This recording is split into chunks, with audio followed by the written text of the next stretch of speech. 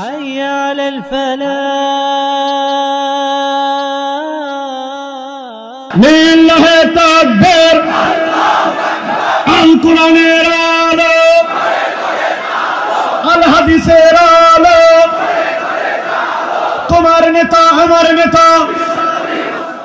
যে সমস্ত ভুলের কারণে, যে সমস্ত ত্রুটি বিচ্ছুতির কারণে আমাদের রমাদানগুলো আমরা নষ্ট করে ফেলি, আমাদের আমলগুলো যথাযথভাবে করতে পারি না, রমাদানের আসল উদ্দেশ্য সাধন হয় না, তার মধ্যে থেকে সর্বপ্রথম যেটির উল্লেখ আমি করতে চাই সেটি হলো রমাদানকে কেন্দ্র করে সর্বপ্রথম ভুলটি হলো আমরা রমজান মাসের চাঁদ বেশিরভাগ মানুষ পশ্চিম আকাশে 29শে শাবানে তালাশ করার কথা, সেটা আমরা বেশিরভাগ লোক করি না।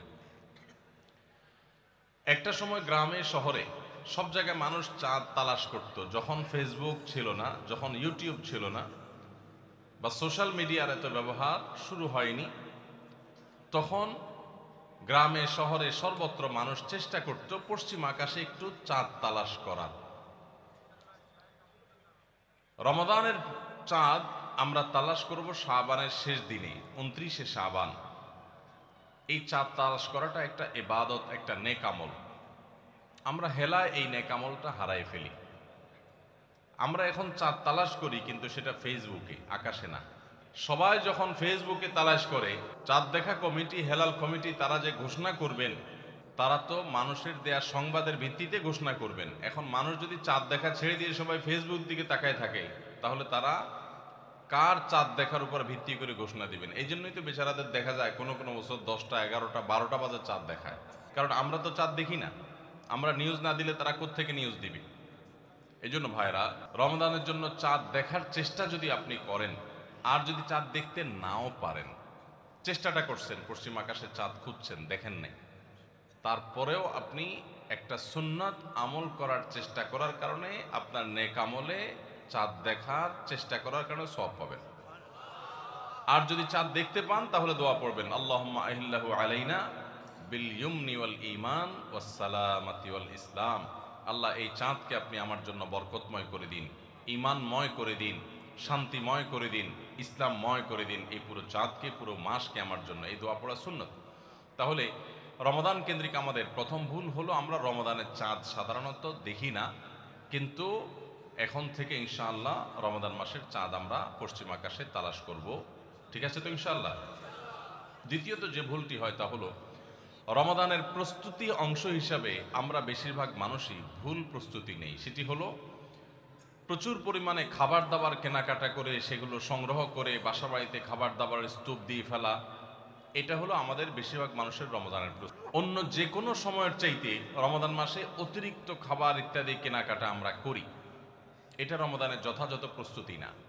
এই বিষয়ে পারিবারিক মিটিং হওয়া উচিত, ফ্যামিলির সদস্যদেরকে নিয়ে বসা উচিত যে আমরা এই রমাদানটা কিভাবে কাটাবো। রমজান তো ইবাদতের মাস, তো ইবাদতের মাসে আমরা খাবার নিয়ে এত ব্যস্ত হয়ে গেছি কেন?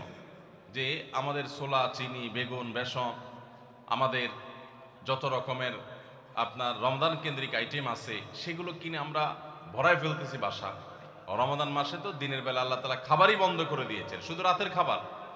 তাহলে যেখানে দিনের বেলা খাবারের অপশনই নাই, সেখানে খাবার আমরা দ্বিগুণ ত্রিগুণ কিনছি কেন? এটা রমজানের যথাযথ প্রস্তুতি না।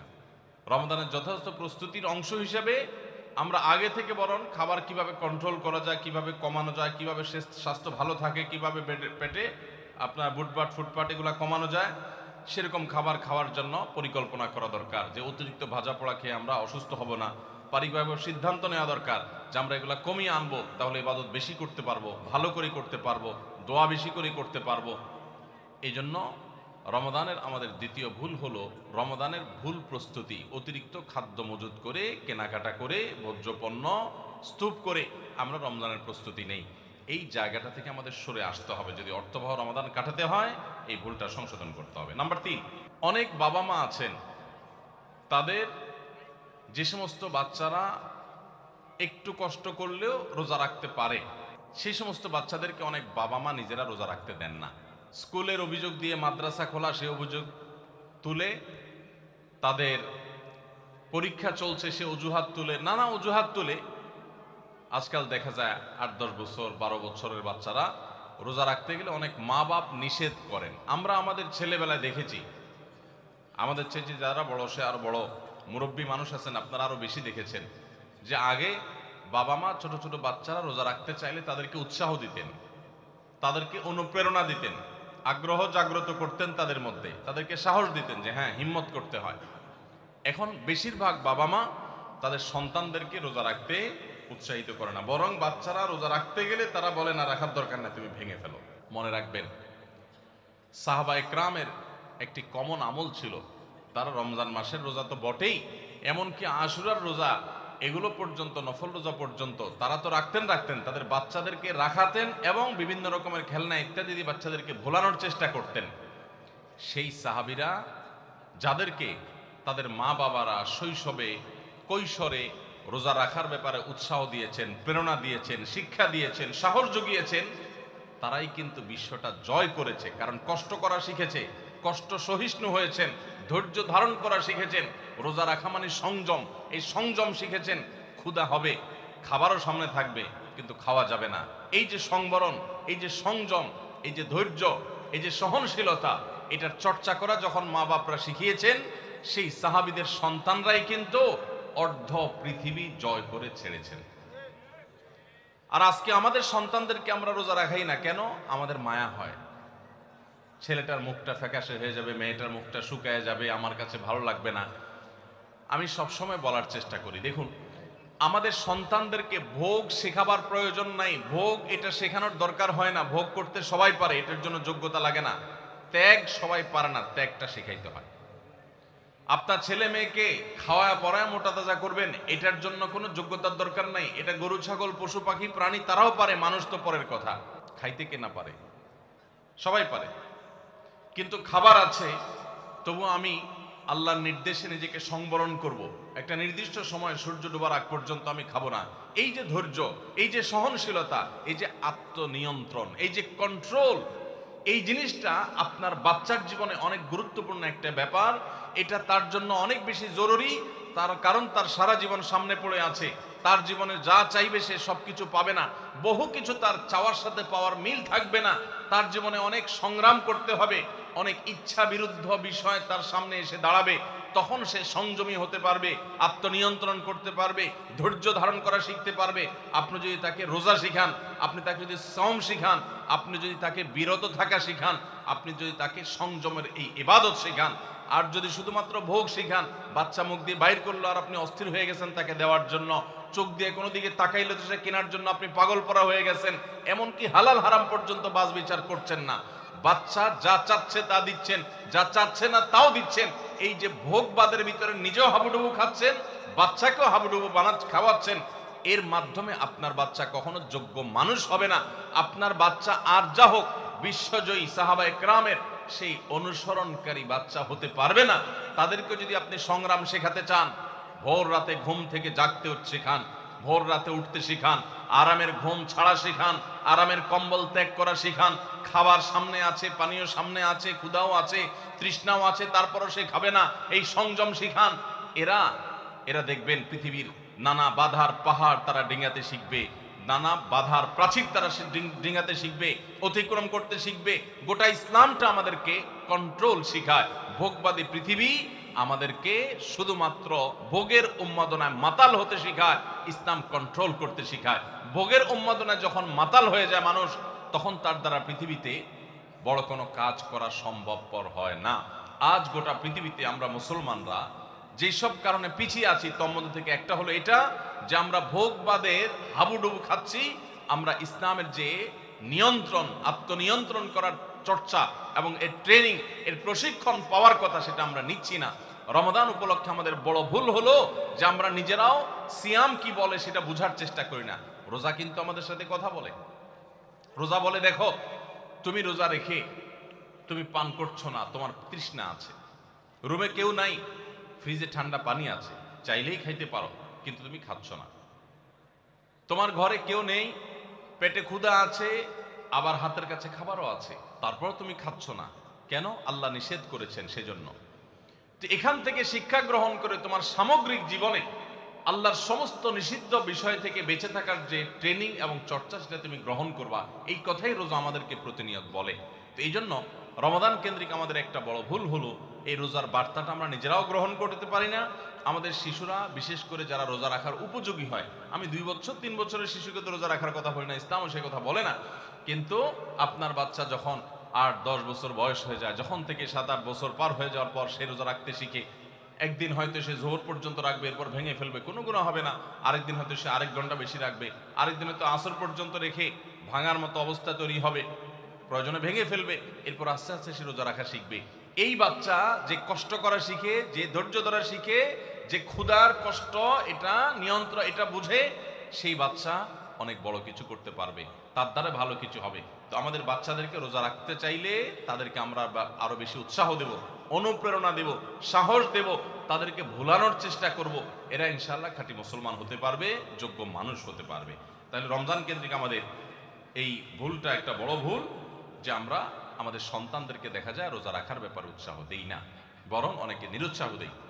মনে রাখবেন, কোনো বাবা, কোনো অভিভাবক যেন বাচ্চাদেরকে নিরুৎসাহিত আমরা না করি। 4 নম্বর রমাদান কেন্দ্রিক আমাদের ভুল হলো, আমরা অনেকে মনে করি ভোর রাতে আমরা যখন সাহারি খাইতে উঠি, সাহারি খাওয়ার পর আমাদের মুখে রোজার নিয়ত করা লাগে। এটা আমরা অনেকে এখনো মনে করি, নাওয়াইতু আন আসুমা গাদান, এরপরে কি মিন শাহরি রমাদান। দেখছেন সবার কড়কড়া মুখস্থ, মাশাআল্লাহ।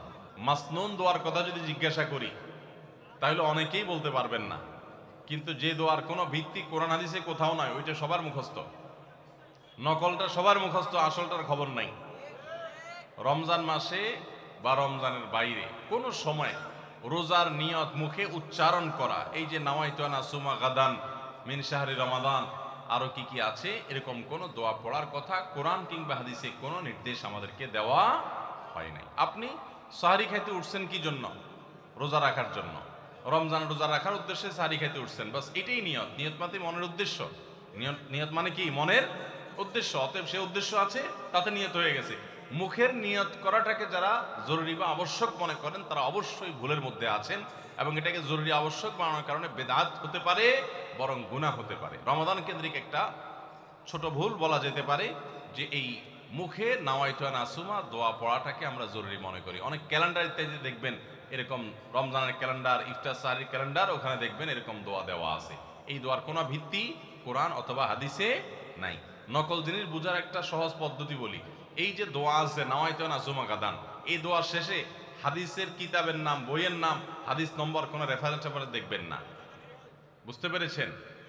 এটা হলো মেড ইন জিনজিরা জিনিস, আইটেম যেরকম দেখেন না, ওই রকম। তো এই জন্য এটাকে একটা আমরা ছোট ভুল বলতে পারি রমাদান কেন্দ্রিক, যে আমরা মুখে নিয়ত করাকে অনেক আবশ্যক মনে করি। 5 নম্বর রমাদান কেন্দ্রিক আমাদের ভুল হলো, আমরা বেশিরভাগ মানুষ, শতকরা হয়তো 90%-এরও বেশি মানুষ, আমরা যারা রোজা রাখি, আমরা শুধুমাত্র পেটের রোজা করি। রোজাটা শুধু পেটের না ভাই, রোজাটা পুরো বডির, রোজাটা পুরো শরীরের, মাথা থেকে পা পর্যন্ত শরীরের প্রত্যেকটা অঙ্গের রোজা আছে। আমরা শুধু পান বা আহার থেকে, যৌনাচার থেকে বিরত থাকাটাকে রোজা মনে করি।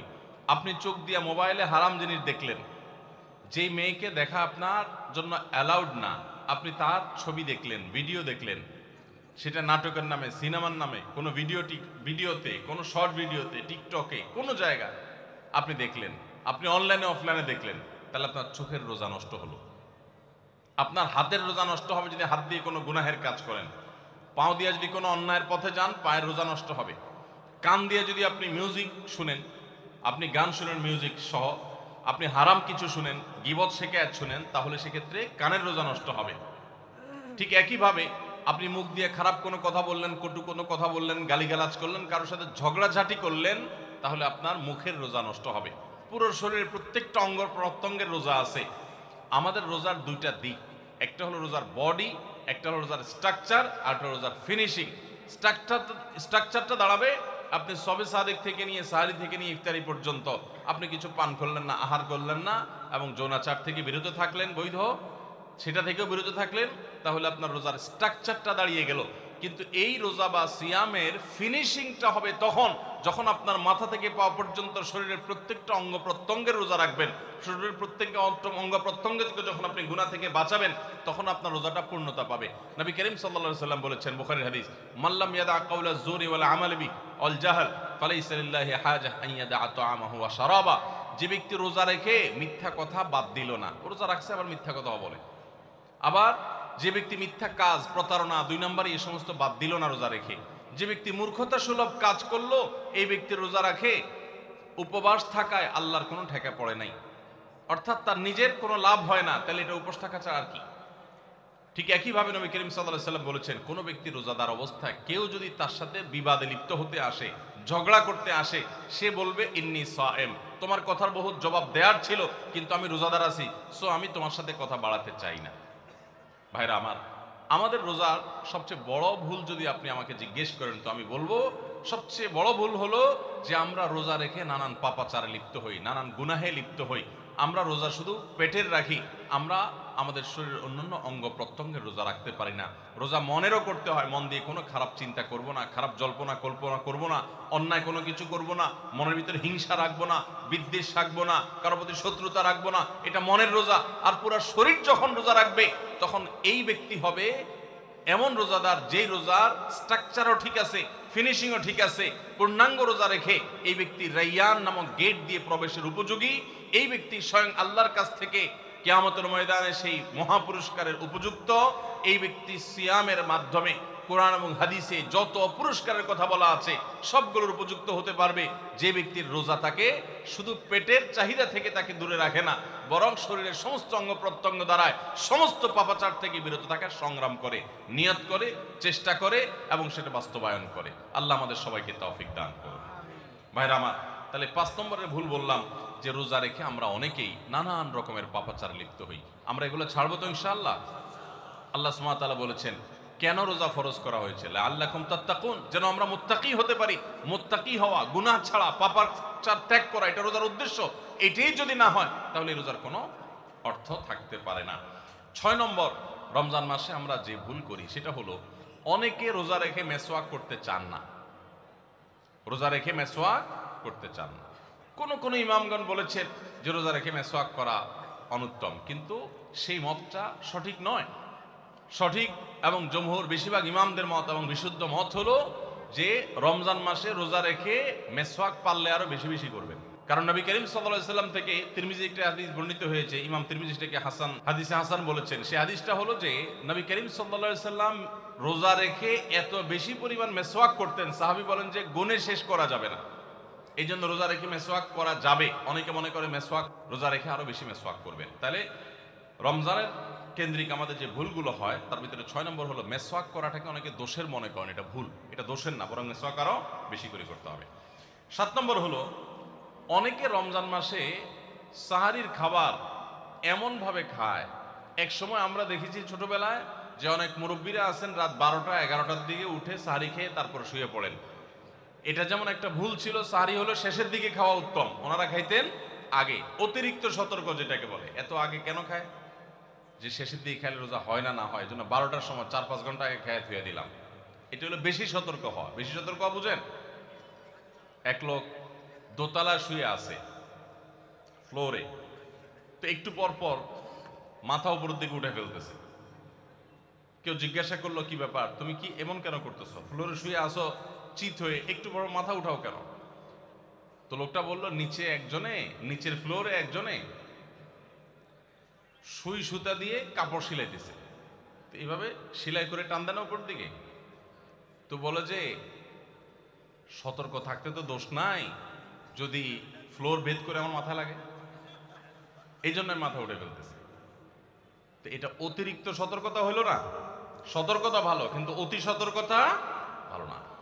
সাহারি অনেকে রাত 12টা 1টার সময় খান, এটা হলো অতিরিক্ত সতর্কতা। এত বেশি ভালো না, এত অতিরিক্ত সতর্ক হওয়া বরং নিষেধ। হাদিসে নবী সাল্লাল্লাহু আলাইহি ওয়াসাল্লাম আমাদেরকে সাহারি শেষের দিকে খেতে বলেছেন। এখন আরেকটা ভুল হলো অনেকে সাহারি এত শেষে খান যে মুয়াজ্জিনের সাথে ওনার কম্পিটিশন হয়। মাইকের সামনে দাঁড়ায় মুয়াজ্জিন ঘড়ির দিকে তাকাইতে তাকে টিক টিক টিক টিক আগাইতেছে কাটা, মুয়াজ্জিন প্রস্তুতি নিচ্ছে যে আল্লাহু আকবার করে হাঁক দিবে, আর উনিও ওইদিকে প্লেট হাতে, গ্লাস হাতে খাবার খাচ্ছেন, ধুমায়া খাচ্ছেন, এবং কম্পিটিশনে লিপ্ত হয়েছেন যে মুয়াজ্জিন আগে আল্লাহু আকবার বলে না, তিনি আগে গিলে শেষ করেন। এরকম কম্পিটিশন হয় কি হয় না? বেশিরভাগ লোক, বিশেষ করে আমাদের যে কোনো কাজে আমরা একেবারে শেষ মুহূর্ত পর্যন্ত না ঠেকালে ভালো লাগে না। এই যে একদম আজান হওয়ার আগ মুহূর্ত পর্যন্ত খেতে থাকা, অনেক সময় দেখা যায় যে ভিতরে যাইতে যাচ্ছে আজান পড়তেছে, এখনো আমার গলার নিচেও নামে না, এদিকে আল্লাহু আকবার শুরু করে দিছি, আল্লাহু আকবার শুরু করতেছে, তখনও চাপাই দিছি, এবার ফালাই দিছি। দেরিতে সাহারি করা সুন্নাত, এর মানে এই না যে এত দেরি করবেন যে মুয়াজ্জিনের সাথে আপনি চোর পুলিশ খেলাবেন। এত দেরি করা এটা অবশ্যই সুন্নাহ নয়। নবী করিম সাল্লাল্লাহু আলাইহি সাল্লাম সাহারি খেয়ে শেষ করার পর ফজরের নামাজ পড়তেন, মাঝখানে 50 আয়াত পড়ার মতো গ্যাপ থাকতো। 50 আয়াত, 50 আয়াতের গ্যাপ মানে হলো 5 থেকে 7 মিনিট এভারেজ, এরকম গ্যাপ তিনি দিতেন, তারপর তিনি নামাজ পড়তেন। তো এই জন্য ভাইরা আমার, আমরা বলতে পারি যে 7 নম্বরের ভুল হলো আমরা অনেকেই রমজান মাসে সাহারির খানা খেতে খেতে একেবারে আজান পর্যন্ত ঠেকাই দিই। এত দেরি করা আবার ঠিক না। 8 নম্বরের ভুল হলো অনেকে গোসল ফরজ হলে মনে করেন যে এই অবস্থা সাহারি খাওয়া যায় না। এটা ভুল ধারণা। আপনার রমজানে রাতের বেলা গোসল ফরজ হয়েছে, গোসল ফরজ হয়েছে, আপনি এখনো গোসল করতে পারেন না, এদিকে সাহারির খানার সময় চলে যাচ্ছে, তাহলে আপনি আগে সাহারির খানা খেয়ে নেন, সাহারি খেয়ে তাড়াতাড়ি গোসল করে তারপর ফজর নামাজ পড়তে যান, কোনো অসুবিধা নেই। এমনকি যদি আজান হয়ে যায়, আপনি গোসল এখনো করতে পারেন না, তাতেও সমস্যা নেই। আমরা অনেকে এটাকে সমস্যা মনে করি। সেই সাথে আরেকটা ভুল ধারণা হলো, অনেকে মনে করেন রমজান মাসে দিনের বেলা স্বপ্নদোষ হলে বোধহয় রোজা ভেঙে যায়। স্বপ্নদোষ হওয়ার কারণে রোজা ভাঙে না। স্বপ্নদোষ হয়েছে, আপনি রোজা কন্টিনিউ করবেন, এই রোজা রাখতেও হবে না, কোনো অসুবিধা নেই, কারণ এটা আপনার ইচ্ছায় না। 9 নম্বর ভুল হলো আমরা অনেকে যদি সাহারি খাইতে না পারি তাহলে আর ওই দিন রোজা রাখি না। অনেক লোক আছে বলে যে আজকে সাহারি খাইতে পারি না, এই জন্য রোজা রাখি নাই। তো সাহারি না খাইতে পারলে রোজা রাখবেন না কেন? সাহারি খাওয়াটা সুন্নত আর রোজা রাখাটা ফরজ। আপনার সুন্নত ছুটে গেছে, কোনো অসুবিধা নেই। সাহারি না খেলে রোজার কোনো অসুবিধা নাই, সাহারি খাওয়াটা উত্তম। নবী সাল্লাল্লাহু আলাইহি ওয়াসাল্লাম বলেছেন তাসাহহারু ফাইন্না ফিস সাহুরি বারাকা, তোমরা রাতের শেষ বেলার খানাটা, সাহারির খানাটা খাবা, এটাতে বরকত আছে, কল্যাণ আছে। দুপুরের খানায় বরকতের কোনো ঘোষণা নাই, অন্য কোনো খানায় বরকতের কোনো ঘোষণা নাই, কিন্তু সাহারির খানাতে বরকতের ঘোষণা আছে। এই জন্য আমরা সাহারির খানাটা মনে না চাইলেও অল্প স্বল্প কিছু হলেও মুখে দেওয়ার চেষ্টা করব, কারণ সেখানে বরকত আছে, কল্যাণ আছে। কিন্তু কোনো কারণে সাহারি মিস হয়ে গেছে, ঘুম থেকে উঠতে পারেন নাই, আজান হয়ে গেছে, তাহলে এই অজুহাতে রমজানের ফরজ রোজা না রাখার কোনো সুযোগ নাই। কষ্ট একটু বেশি হতে পারে ওই দিন, তাতে কিছুই হবে না, আমরা একেবারে মরে যাব না। ধৈর্য ধরা শিখতে হবে। ইমানদারকে আল্লাহ তাআলা সবর করা শিখাচ্ছেন রমজানের মাধ্যমে। এই জন্য ভাইরা, কোনোদিন সাহারি মিস হইলে ওই দিন রোজা মিস করা যাবে না। 10 নম্বর যে ভুলটা আমাদের হয় সেটা হলো, সাহারিতে আমরা বেশিরভাগ মানুষ একটা সুন্নাত আমল করি না, সেটা হলো খেজুর খাওয়া। সন্ধ্যার সময় আমরা ইফতারিতে যখন খেজুর খাই তখন তো আমরা সবাই মোটামুটি জানি যেটা সুন্নত, কিন্তু সাহারিতে খেজুর খাওয়া যে সুন্নত, এটা ম্যাক্সিমাম মানুষ আমাদের দেশে এখনো জানেন না। নবী করিম সাল্লাল্লাহু আলাইহি সাল্লাম বলেছেন, নি'মা সাহুরুল মুমিনি আত-তামার, ইমানদারের সবচাইতে উত্তম সাহারি হলো খেজুর। আপনি ভাত খান, ডাল খান, গোশত খান, মাছ খান, যাই খান, 1 পিস খেজুর আপনি যদি অন্তত সাহারিতে খান, তাহলে এটার কারণে একটি সুন্নাত জিন্দা করা সওয়াব পাবেন। খেজুরে প্রচুর পরিমাণ এনার্জি, খাদ্য শক্তি থাকে, এটা আমাদের জন্য নানা দিক থেকে উপকারীও বটে। এই জন্য ইফতারিতে আপনি খেজুর খাওয়ার কথা জানেন, অথচ হাদিসে শুধু ইফতারিতে না, সাহারিতেও খেজুর খাওয়ার নির্দেশনা দেওয়া হয়েছে। এই জন্য এটা একটা ভুল যে আমরা অনেকে সাহারিতে যে খেজুর খেতে হয় এটা জানি না। 11 নম্বর ভুল হলো, সাহারির সময়, ভোর রাতের সময়টা হলো দোয়া কবুলের সবচেয়ে মোক্ষম সময়। 24 ঘন্টার ভিতরে দোয়া কবুলের সবচেয়ে আদর্শ সময়, যে সময়ের দোয়া কবুলের সম্ভাবনা সবচেয়ে বেশি, সেটা হলো ভোর রাতের সময়টা। আল্লাহ সুবহানাহু ওয়া তাআলা ডেকে ডেকে বান্দার ক্ষমা ঘোষণা করেন, বিপদ আপদ দূর করেন, অসুখ বিসুখ দূর করেন। এই সময়টা হলো রাতের শেষ প্রহর, ফজরের আগের সময়টা, তাহাজ্জুদের সময়টা। 11 মাস ধরে আমরা নানা ব্যস্ততার অজুহাতে আমাদের তাহাজ্জুদ পড়ার সুযোগ হয় না, ভোর রাতে ওঠার সুযোগ হয় না। ভাইরা আমার, রমাদানের মাস, আপনি তো সাহারি খাইতে প্রায় প্রতিদিনই উঠছেন। আপনার যেহেতু সাহারি খাওয়ার উদ্দেশ্যে উঠাই লাগে, তো আপনি কেন এই মাসে সাহারির সময়, ভোর রাতের এই সময়টাতে যখন আল্লাহর সাধারণ ক্ষমা ঘোষণা করেন, ওই সময়টাতে আপনি কেন শুধুমাত্র খেয়ে পরে আপনি মসজিদে চলে যাবেন ফজরের জন্য? অবশ্যই আপনি সাহারি খেতে উঠলে 2-5 মিনিট সময় বের করে বিশেষভাবে আল্লাহর কাছে দোয়ায় মনোনিবেশ করবেন। আমাদের একটা বড় ভুল হলো সাহারির এই সময়টাকে দোয়ায় আমরা মনোনিবেশ করি না। সম্ভব হলে 2 রাকাত নামাজ পড়েন, 4 রাকাত নামাজ পড়েন। সেটা যদি না পারেন তো সাহারির খানার শেষে অথবা আগে আপনি আপনার রুমে গিয়ে লাইট বন্ধ করে নিরিবিলি জায়গায় একটু আল্লাহর কাছে হাত তুলে একটু চোখের পানি ফেলে চান, দোয়া করেন।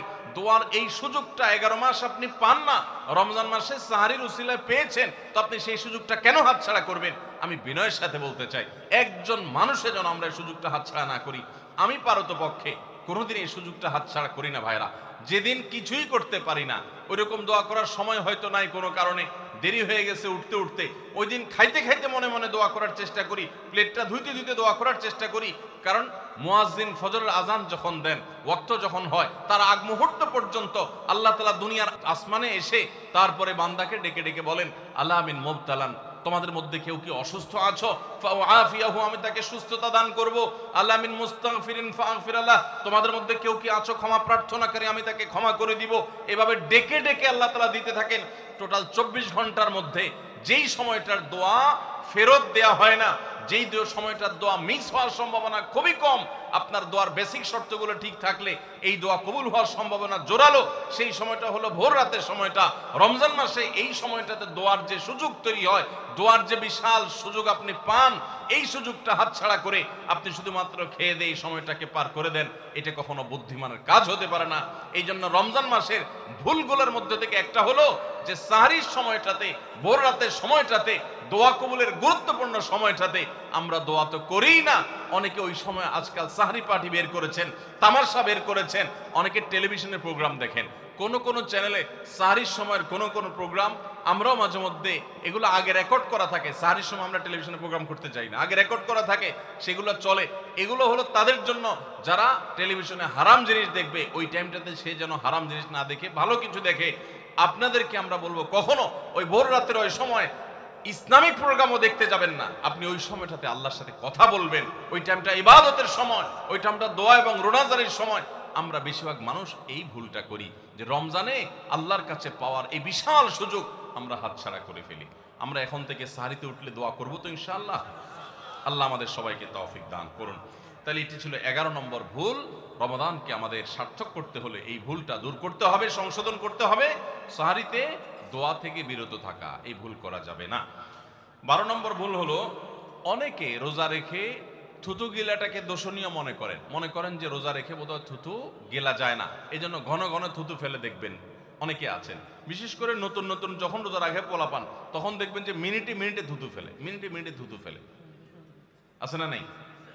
এই ঘন ঘন রোজা রাখে আপনার থুতু ফেলে কেন? কারণ মনে করতেছে থুতু গিললে তার রোজা ভেঙে যাবে। ভাই, থুতু যদি আপনি না গিলেন আপনি বাঁচবেন? থুতু না গিললে কেউ বাঁচবে? যতই আপনি থুতু ফেলেন, আপনার থুতু তো কিছু না কিছু ভিতরে যাবেই। যদি না যায়, গলা শুকিয়ে গেলে তো আপনি মরেই যাবেন। এই জন্য এটা একটা ভুল যে আমরা মনে করি থুতু ফেলা লাগে।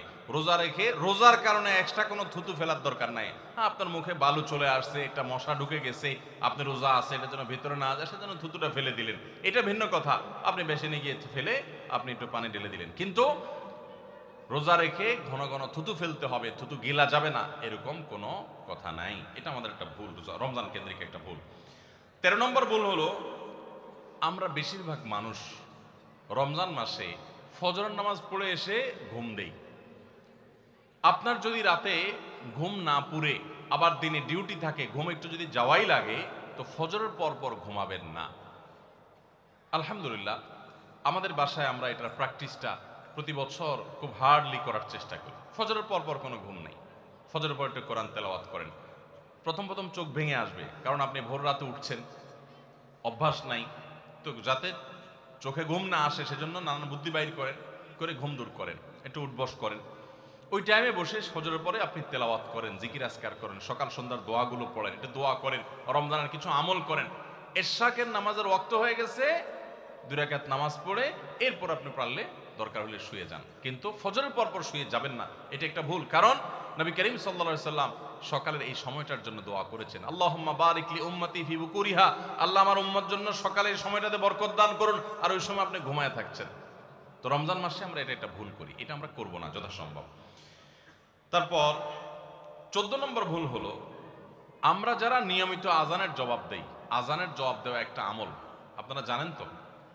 মুয়াজ্জিন যা বলে তার সাথে সাথে তা বলা, তার পরপর সেটা বলা। মুয়াজ্জিন যখন আল্লাহু আকবার বলে, তখন আপনিও আস্তে আস্তে করে আল্লাহু আকবার বলবেন। মুয়াজ্জিন আবার যখন আল্লাহু আকবার বলবে, আপনিও আল্লাহু আকবার বলবেন। মুয়াজ্জিন যখন আশহাদু আল্লা ইলাহা ইল্লাল্লাহ বলবে, আপনিও আশহাদু আল্লা ইলাহা ইল্লাল্লাহ বলবেন।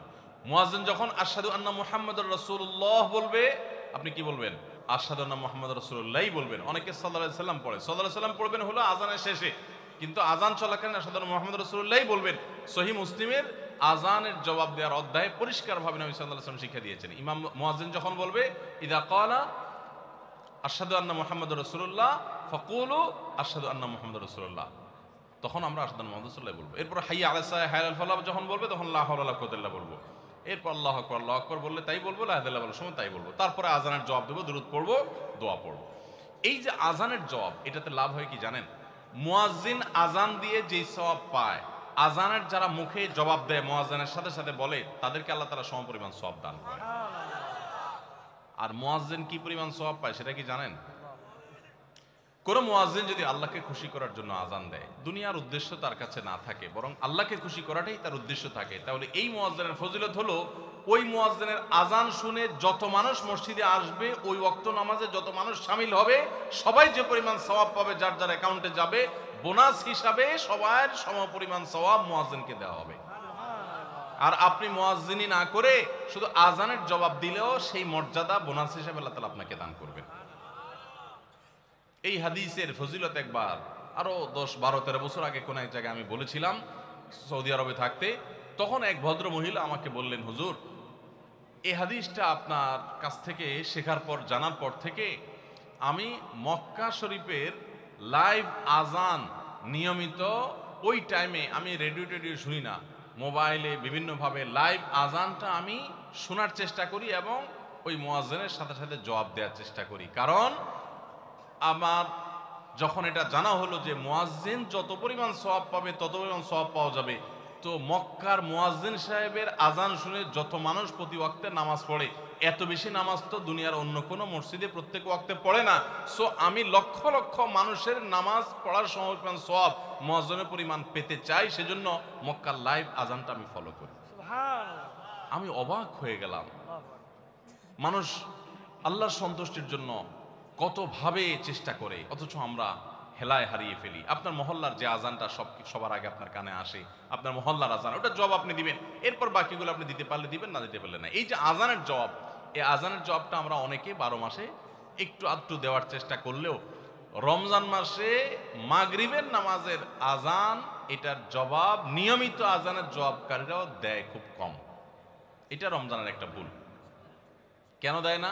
কারণ সেই আসরের পর থেকে নিয়ে 10-12 পদ, 13 পদ, 14 পদ ইফতার সামনে নিয়ে বসে যে দাঁত কচকচ কচকচ করতেছিল, হাতগুলো শুধুমাত্র আকুপাকু করতেছিল যে কখন আপনার বেগুনি ধরবে, কখন পেঁয়াজু ধরবে, কখন বুটমরিতে হাত দিবে, যখন এই আকুপাকু করতেছিল, সূর্য ডুবছে, মুয়াজ্জিন সাহেব আল্লাহু আকবার হাঁকা শুরু হয়েছে, আর হুমড়ি খেয়ে অমনে ঝাঁপায়া পড়ছে, খাইতে খাইতে কখন আজান শেষ হয়ে গেছে টেরও পায়নি। ঠিক না ঠিক? আপনি খান, ওয়াক্ত হয়ে গেছে, সাথে সাথে আপনি খেলেন, আজান শুনলেন, সাথে সাথে আপনি খেলেন, ভালো কথা। একটু মুখে দিয়ে খেতে খেতে, খাওয়ার ফাঁকে ফাঁকে মুয়াজ্জিনের আজানের জবাবটা দিয়ে ফেলেন। কিন্তু ম্যাক্সিমাম মানুষ আমরা এই ভুলটা করি। আমি খেয়াল করে দেখেছি, যারা নিয়মিত আজানের জবাব দেয় তারাও দেখেছি এটা করে না, অর্থাৎ ভুল হয়ে যায়।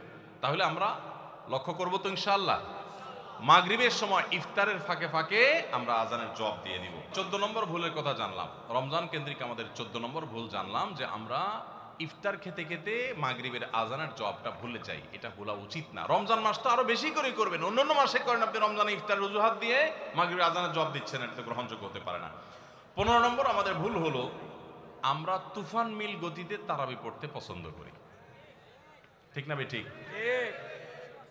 আমরা চেষ্টা করি আমাদের মোবাইল যদি 4G গতি থাকে, তারাবি যেন 5G হয়। সব কিছুতে স্পিড ভালো না, সব কিছুতে স্পিড ভালো না। আপনার নেটের ক্ষেত্রে স্পিড যত বেশি হবে তত ভালো, বুঝলাম। তারাবির ক্ষেত্রে ওই তারাবির কোয়ালিটি বেশি হবে যেই তারাবি ধীরে সুস্থে হবে, আস্তে আস্তে হবে, শান্তভাবে হবে, বেশি সময় নিয়ে হবে। আমরা এখনো এত অজ্ঞানতার মধ্যে আছি ধর্মের ব্যাপারে যে আমাদের অনেক এলাকার মুসল্লিদেরকে আমি দেখেছি, এখনো দেখা যায় কম্পিটিশনে লিপ্ত হয়। এক এলাকার মুসল্লি অন্য এক এলাকার মুসল্লিরা দেখলে বলে, দোস্ত তোদের তারাবির কি অবস্থা? বলো যে দোস্ত ভালোই, তো নতুন হাফেজ নিয়োগ পাইছে তোদের এখানে, তারাবি কতক্ষণ লাগে?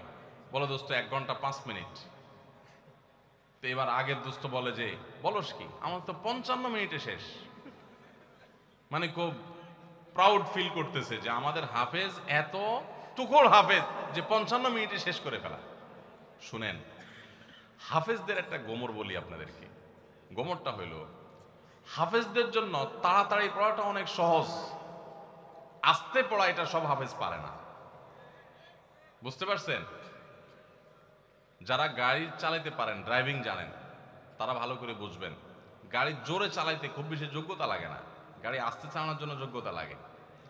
আমি জীবনে যখন প্রথম গাড়ির স্টিয়ারিং হুইল ধরে শেখা শুরু করি, আমাকে ট্রেনিং দিছে নেপালের একজন ভাই, আমার সহকর্মী, সৌদি আরবে ছিলেন, আলেম মানুষ, মদিনা ফারেক, শেখ রিয়াজুল হক। তো উনি আমাকে স্টিয়ারিং ধরে যখন আমি গাড়ি চালানো শুরু করছি, আপনারা যারা গাড়ি চালানো শিখাইছেন বা শিখতে দেখছেন দেখবেন, নতুন নতুন যারা ড্রাইভার হয় একদম বিসমিল্লাহ বলে শুরু করে যখন, সাধারণত রাস্তাঘাট ফাঁকা থাকলে ভোরে এরকম সময় তো চালায়, তো তখন রাস্তা ফাঁকা পায়, আপনার স্কার্টার চাপ দিলে গাড়ি ভোঁ ভোঁ করে দৌড়ায়, শান্তি লাগে, আরো জোরে চাপ দেয়, আরো জোরে দৌড়ায়, শান্তি লাগে। তখন দেখবেন পাশে থাকা লোক বলে আস্তে আস্তে, মানে বেশি জোরে, কারণ আপনি কন্ট্রোল করতে পারবেন না। তো আমাকে তখন আমার ওই ড্রাইভিং এর যে শিক্ষক ছিলেন সে ভাই আমাকে বললেন, যখন আমি মোটামুটি চালাতে পারি, অসুবিধা নাই, তখন উনি আমাকে বললেন, আপনার জন্য এখন সবচেয়ে বড় টেস্ট হলো কত আস্তে চালাতে পারে।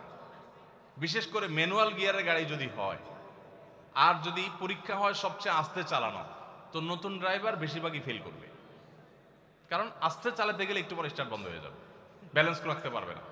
তো আমি দেখলাম ঠিক আমারও সে একই অবস্থা হচ্ছে, আস্তে তো পারি না। তো আমি বললাম যে ভাই আস্তে যে চালাইতে বলো তুমি, আস্তে তো চালাইতে পারতেছি না ভাই, জোরে তো ঠিকই পারি। তোমার বলতেছে জোরে ফেলার জন্য যোগ্যতা লাগে না, তো চাপ দিলেই তো দৌড়ায়, তুমি ব্যালেন্স ঠিক রেখা দেখি কত আস্তে চালাতে পারো। সে আমার গাড়ি থেকে নাইমা বলতেছে আমি পাশে হাঁটবো আস্তে আস্তে, আমার গতিতে তুমি গাড়ি চালাবা, দেখি পারো কিনা। আমি তো পারতেছি না, বলো যে না তুমি এখনো পাকা হও নাই। তো হাফেজদের অবস্থা একই রকম।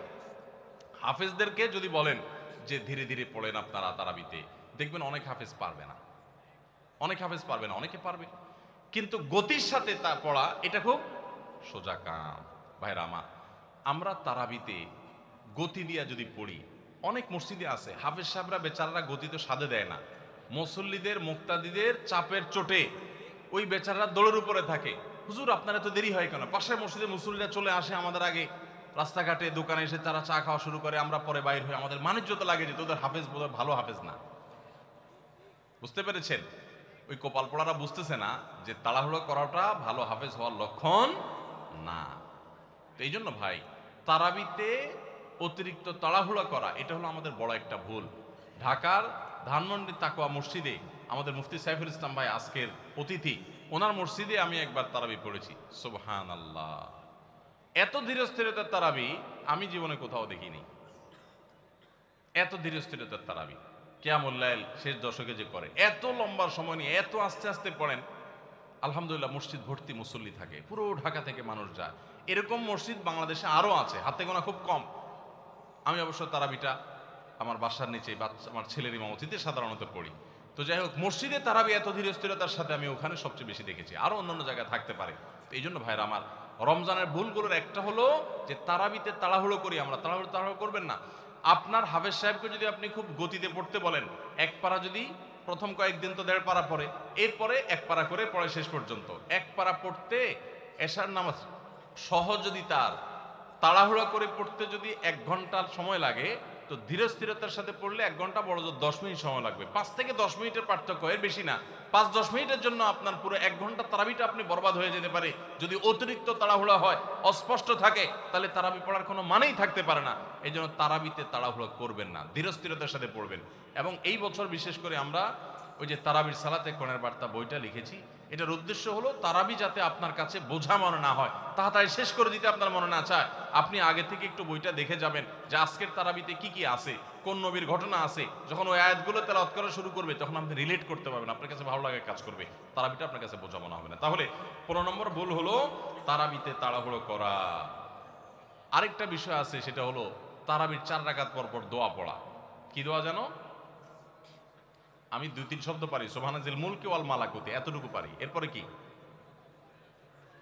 আপনারা জানেন ভালো, যেহেতু কোরআন হাদিসে কোথাও পাই নাই এই জন্য আমি তো জানি না, শুধু পাবলিকের মুখোমুখি শুনছে ছোটবেলা থেকে, কিন্তু বই পুস্তকে কোথাও পাই নাই কোরআন হাদিসে।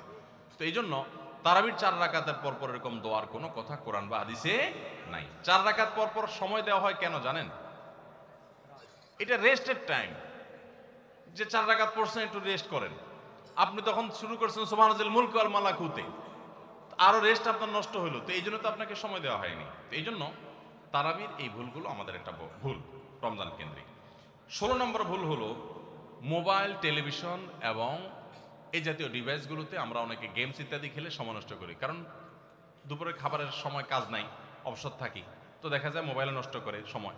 মহিলারা অনেক সময় রিমোট নিয়ে বসে টেলিভিশনের সামনে সময় নষ্ট করেন, অনেক সময় গেমস খেলে সময় নষ্ট করেন, অনেকে ঘুমায় থাকেন অতিরিক্ত, প্রবাস জীবনে অনেকে আছে ঘন্টায় ঘন্টা এভাবে সময় নষ্ট করেন, কারণ দুপুরে খাবার নাই, সকালের খাবার নাই, সময়গুলো কাজে লাগানোর সুযোগ পান না। তো এটা বড় ভুল। আপনার রমজানের এই সময়গুলো অনেক দামি, এই সময়গুলো এভাবে নষ্ট করাটা আপনার রমজানকে নষ্ট করার শামিল। এটা হলো 16 নম্বর ভুল। 17 নম্বর ভুল হলো ইফতারের সময় দোয়া করতে হয়, এটা আমরা জানি সবাই। ইফতার খেতে দোয়া আছে সেটাও জানি, বিসমিল্লাহ বলে ইফতার খেলাম, ইফতার খাওয়ার পর দোয়া পড়বো আমরা, জাহাবাজ জামা ওয়াবতাল্লাতুল উরুক ওয়া সাবাতাল আজরু ইনশাআল্লাহ, অথবা আল্লাহুম্মা লাকা সুমতু আলা রিজকিকা আফতারতু। আমরা দোয়া এটা জানি সবাই, কিন্তু কেউ যদি আপনাকে ইফতারের দাওয়াত দেয়, ইফতার করায়, তখন তার জন্য একটা দোয়া আছে, ওইটা আমরা ম্যাক্সিমাম মানুষ জানি না। বলবো সেটা, সেই দোয়াটা হলো নবী করিম সাল্লাল্লাহু আলাইহি সাল্লাম তাকে কেউ ইফতার করালে তিনি তার জন্য দোয়া করতেন, আকালা তাআমাকুমুল আবরার ওয়াসাল্লাত আলাইকুমুল মালাইকা ওয়া আফতার ইনদাকুমুস সাইমুন। তোমাদের খাবার যেন নেককাররা খায়, হ্যাঁ, এবং তোমাদের উপর ফেরেশতারা যেন তোমাদের জন্য দোয়া করে, আর তোমাদের খাবার যেন রোজাদাররা খায়, ইফতার করে। কেউ ইফতার করে তার জন্য এই দোয়া করা সুন্নাত, এটা আমরা অনেকে চাই না। তো এই দোয়া না করা, এটা আমার মনে হয় আমাদের সমাজের ম্যাক্সিমাম মানুষের মধ্যে আছে, যে আমরা দোয়া করি না, ইফতার কেউ খাওয়াইলে খেয়ে চলে আসি, বড় জোর অন্য দোয়া পড়ি, কিন্তু এই দোয়া পড়া সুন্নাত, এটা আমরা যাই না। তাহলে এটা একটা ভুল আমাদের রমজান কেন্দ্রিক। 18 নম্বর ভুল হলো এতেকাফ না করা এবং পরিবারকে শেষ 10 দিনে ঘুম থেকে জাগিয়ে না তোলা। রমজানের শেষ 10 দিন এতেকাফ করা হলো রমজানের সবচাইতে তৃপ্তিদায়ক ইবাদত। যেই ইবাদতের তৃপ্তি আপনি নগদে পাবেন সেটা হলো রমজানের শেষ দশকের এতেকাফ। দুঃখজনক বিষয় হলো ম্যাক্সিমাম মানুষ আমাদের দেশে মসজিদগুলোতে দেখা যায় এতেকাফের লোক পাওয়া যায় না, টাকা দিয়ে লোক ভাড়া করে এতেকাফে রাখা লাগে, একটা দুঃখজনক ব্যাপার। তো রমজানের একটা গুরুত্বপূর্ণ আমল হলো এই এতেকাফ, এটা আমরা করি না, চেষ্টা করবো তো ইনশাআল্লাহ। একবার যদি আপনি এতেকাফ করেন, এতেকাফের মজা যদি একবার পেয়ে যান, বিশেষ করে কয়েকজন ইবাদত গুজার মানুষ সাথে থাকেন, একটা পরিবেশ মান, আপনাকে জীবনে এতেকাফ থেকে কেউ আর ঠেকাতে পারবে না, দূরে রাখতে পারবে না। এতেকাফ আপনি করেই ছাড়বেন, এত মজার ইবাদত। এবং সেই সাথে রমজানের শেষ দশকে নবী সাল্লাল্লাহু আলাইহি সাল্লাম পরিবারের লোকদেরকে ঘুম থেকে ডেকে তুলতেন, আমরা এটা করি না। পরিবারের লোকদেরকে সহ পুরো পরিবার মিলে একসাথে ইবাদতবন্দি করা শেষ দশকে, এটা গুরুত্বপূর্ণ একটা ইবাদত। তাহলে 18 নম্বর ভুল হলো এতেকাফ না করা, পরিবারকে শেষ দশকে না জাগানো। 19 নম্বর ভুল হলো শেষ 10 দিন আসলে আমরা কেনাকাটা, শপিং, হ্যাঁ, যারা শহরে আছে তারা গ্রামের বাড়িতে যায় ঈদ করা, এগুলোর পেছনে আমরা ব্যস্ত হয়ে যাই। শেষ 10 দিন হলো ইবাদতের সবচেয়ে গুরুত্বপূর্ণ সময়, রমজানের আসল টাইম হলো শেষ 10 দিন, সবে কদর ওর মধ্যেই আছে, অথচ আমরা সেই সময়টাতে সবচেয়ে বেশি অবহেলা কাটাই, এটা রমজানের একটা বড় ভুল। আর 20 নম্বর এবং সর্বশেষ যেটা বলতে চাই সেটা হলো যে অনেকে আমরা ফিতরাটা সময় মতো দেই না। ফিতরাটা হলো চাঁদ উঠছে তখন থেকে নিয়ে ঈদুল ফিতরের নামাজের আগ পর্যন্ত এই সময়ের মধ্যে দিয়ে দিবেন। এত অল্প সময়ের মধ্যে, রাত্রের মধ্যে গরিব যদি খুঁজে না পান তাহলে 1-2 দিন আগে থেকেও দিতে পারবেন, কিন্তু কোনো অবস্থাতে ঈদের নামাজের পরে ফিতরা দিলে সেটা ফিতরা আদায় হবে না।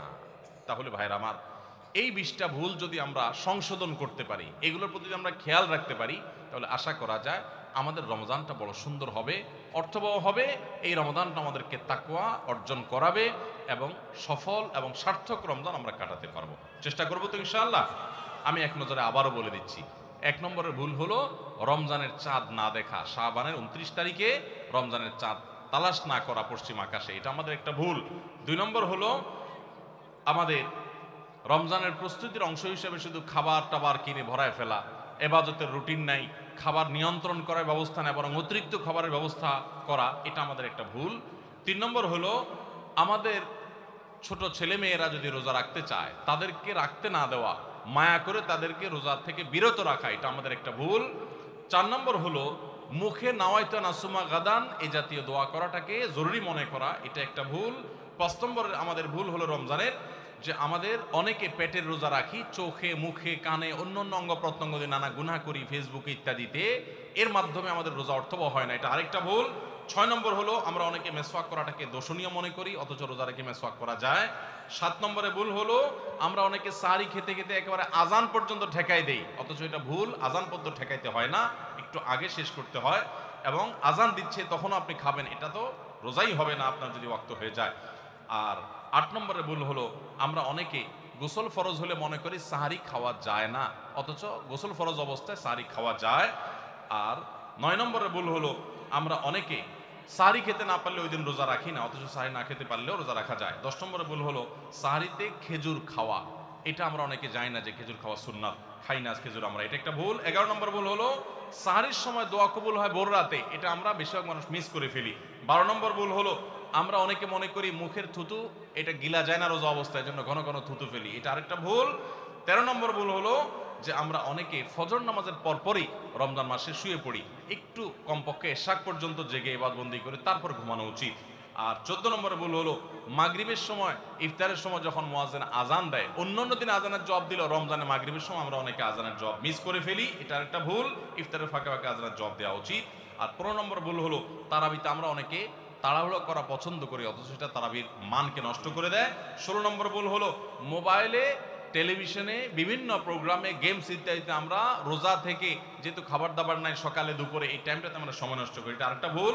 আর 17 নম্বর হলো যে ব্যক্তি ইফতার করায় তার জন্য একটা দোয়া পড়তে হয়, আকাল্লা তাআমুকুল আবরার ওয়াসাল্লাত আলাইকুল মালাইকা ওয়াফতার ইনদাকুমুস সাইমুন, আমরা অনেকে কেউ ইফতার করে তাকে দোয়া করাইতে যাই না, এটা আরেকটা ভুল।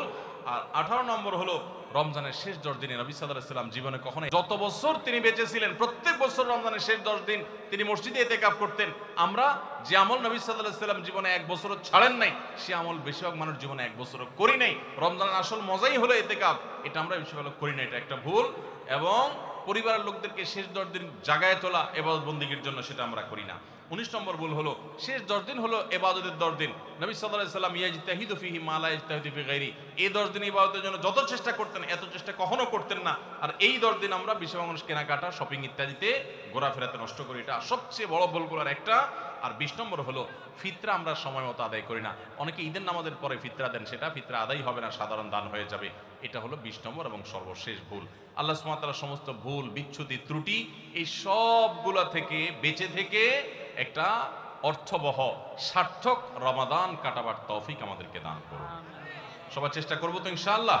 জাযাকুমুল্লাহু খায়রা ওয়া আখিরু দাওয়ানা আলহামদুলিল্লাহি রাব্বিল আলামিন। আস-সুন্নাহ ফাউন্ডেশন, উম্মার স্বার্থে সুন্নাহর সাথে।